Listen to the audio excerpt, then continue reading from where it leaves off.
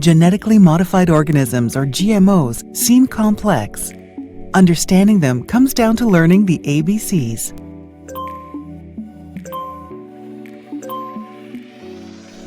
A GMO is any organism whose genetic material has been altered using genetic engineering techniques. This is the direct manipulation of an organism's genes to change the genetic makeup of cells. The end goal is to eliminate undesirable characteristics or improve or produce desirable new ones. Genetic modification has been accomplished over thousands of years. Almost every plant and animal eaten today is a product of selective breeding. Cabbage, broccoli, cauliflower, Brussels sprouts, and kale are all vegetables derived from the same plant species, Brassica oleracea, also known as wild cabbage. By selecting wild cabbage plants with specific characteristics, farmers were able to create a variety of vegetables from a single species. In this way, we have changed the genetic makeup of those original plants to the ones we grow and eat today. Today, plant breeders can pull a desired gene from virtually any living organism and insert it into almost any other with the goal of solving a real-world problem. For example, corn can be modified to include disease and pest-resistant traits. Scientists have also modified rice to produce beta-carotene, which is converted into vitamin A when metabolized by the human body. This golden rice could potentially prevent millions of deaths and alleviate the suffering of people afflicted with vitamin A deficiency. In each case, the purpose is the same: to insert a gene or genes from a donor organism carrying a desired trait into one that does not have the trait. How is it done? Gene transfer technology is simply a sophisticated version of a cut-and-paste operation, which can occur naturally in plants, such as it did with sweet potatoes. Once the desired gene is identified in the native organism's genome, it can be transferred and pasted to a target organism's genome.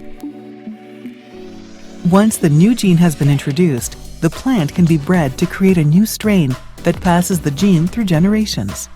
The engineered organisms scientists produce by transferring genes between different species are called transgenic, and between the same species are cisgenic. 9 transgenic food crops are currently on the market, including varieties of papaya, potato, sugar beets, alfalfa, corn, squash, canola, soybeans, and cotton. The Arctic apple, on the other hand, are cisgenic. The practical applications of GMOs are widespread.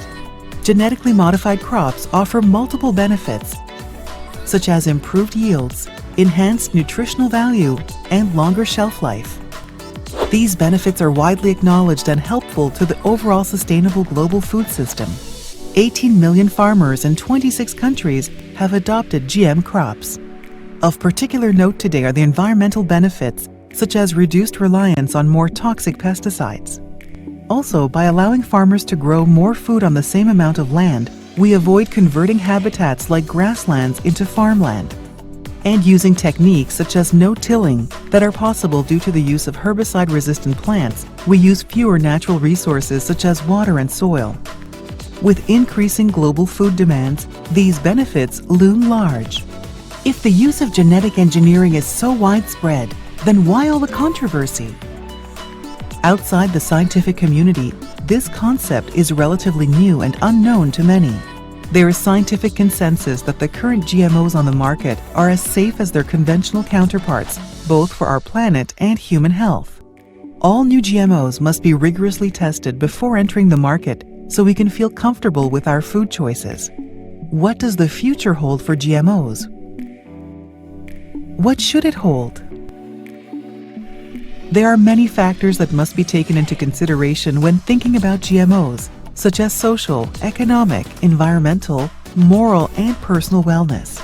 What are the impacts of your decision? Take the time to understand agriculture and where your food comes from. Be agriculture literate and learn your ABCs.